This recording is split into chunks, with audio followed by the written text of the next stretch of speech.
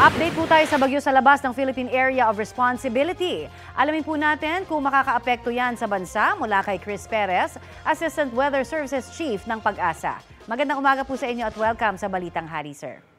Magandang umaga, Miss Connie, at sa lahat po na ating mga taga-subaybay. Apo, Sir Chris, ano nga ho ba yung aasahan nating epekto ng bagyo sa labas po ng PAR sa mga susunod na araw?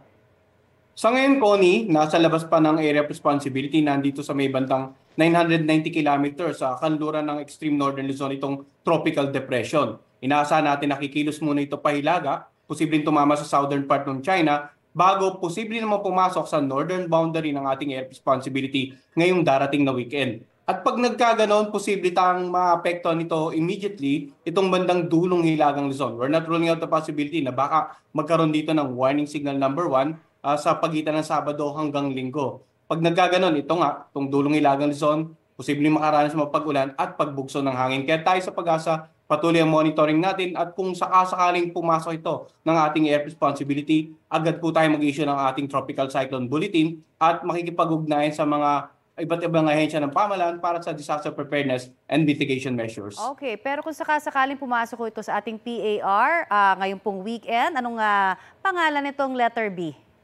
Tatawagin po natin itong Butchoy once na pumasok ng ating air responsibility. Butchoy, bagyong Butchoy kung sakasakali po. At kakamustahin din natin ang latest monitoring naman po natin pagdating naman sa La Nina. Nararamdaman na ba natin o third quarter pa ng taon talaga natin mararanasan ang bagsik nito?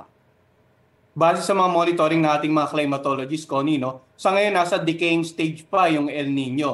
At posibleng magkakaroon na tayo ng transition period simula ngayong buwan hanggang possibly July or August. And then the last quarter, yung initial episode ng La Nina. Pag nagkaganon, inaasahan po natin yung mga mas maraming ulan, near normal to above normal rain sa nakararaming bahagi ng ating bansa, possibly during the last quarter of this year pa. I see. Alright, marami pong salamat, Sir Chris, sa inyo po namang information na yan. Maraming salamat, magandang umaga. Yan po naman si Mr. Chris Perez ng Pag-asa.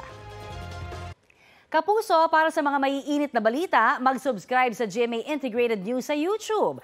Sa mga kapuso naman abroad, subaybayan nyo kami sa GMA Pinoy TV at sa www.gmanews.tv.